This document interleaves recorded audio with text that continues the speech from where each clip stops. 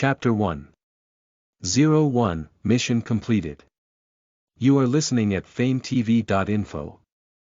X-City _________________________________________________________________________________________________________________ an ear-splitting explosion could be heard, followed by a golden light shining on the horizon, devouring everything that could be reached. The stench mixed with blood immediately invaded every creature /s sense of smell. No one knew what happened, until death greeted them. No one had time to think about the cause of their death. A pair of eyes stared in the dark, standing on a large tree branch at the end of the forest. Her long hair was in the night breeze, and her twigs and leaves swayed as if bowing to her. One night, the small town on the edge of the forest flattened to the ground. Simple and brutal massacre. Mission complete, she muttered with the corners of her lips slightly curved, smiling sarcastically. Yes, she is Clara Raymond, a 19-year-old girl with a cold temper, one of the youngest secret agents in her organization who tonight is tasked with destroying the hideout of the rebels who are also the center of weapons and drugs. A very easy mission, as easy as turning a palm for her, only armed with her special ability that no one else has and only knows herself. Whether her uncle knew her special abilities or not, whenever she went on a mission, she was always assigned a one-member mission as if it would allow Clara to hide her abilities from being discovered by others. Since childhood, she was raised by an uncle, who is also its current leader, her parents. She never even saw what they looked like. Whenever she asked about her parents, her uncle always changed the subject. From the age of 7, her childhood life changed. She trained hard to become strong. Many things she learned. A difficult childhood made her grow into the girl she is today. Strong and cold. Clara prefers to be alone. Every given mission is always successful only by herself. Many other agents were jealous but couldn't do anything given her relationship with the current leader.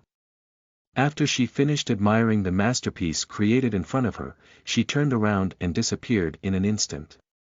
Under the dim light at the end of the gang, a girl suddenly appeared and walked towards the car that was previously parked by her, then drove her car to the main headquarters of the organization to report about her mission. Clara, a subtle voice entered his ears, as she walked into the main hall. A beautiful woman, tall, dressed so strikingly depicting every inch of her curves, was walking towards her making a sound that made her legs ache, an object she didn't like, high heels. That woman is one of the agents in the same organization as Clara. Her name is Irene, although her abilities are not as smart as Clara /s, her beautiful face is admired by the leader and other agents. Yes. Clara replied indifferently. How /s your mission? Irene asked again in a friendly, contrived voice. As usual, Clara replied coldly damn. So arrogant a sentence that was only spoken in Irene /s heart without affecting her face.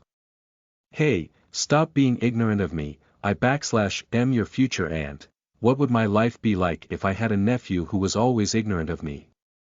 Showed a sad expression and walked over to Clara. Judging from her current appearance, it seemed like she was taking time off today.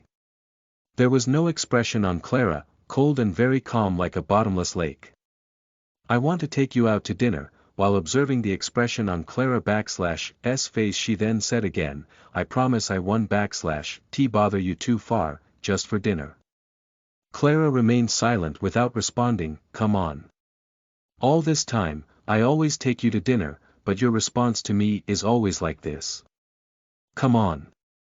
Just this time, I /ve always known that you don't like me to be your aunt. I just want to have dinner with you, just once. I promise that after this, I won't bother you anymore. How about that? Irene put on a sad expression while continuing to whine to Clara. Glancing at the clock in her hand which just showed 1:00 in the morning, Clara thought about Irene /s offer. All this time, she had always been bothered by this woman and made her feel uncomfortable. I don't know what her intention was. Irene always wanted to approach Clara even though she had been rejected many times. But this time she was forced to agree to Irene/S invitation, remembering that her stomach had not been filled since this afternoon. Alright, wait for me to finish the mission report first, Clara replied as she strolled into the main room.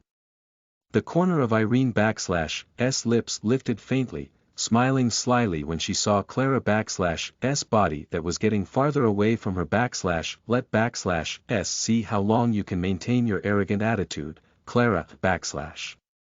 Listen to the full novel at FameTV.info, direct link in the description.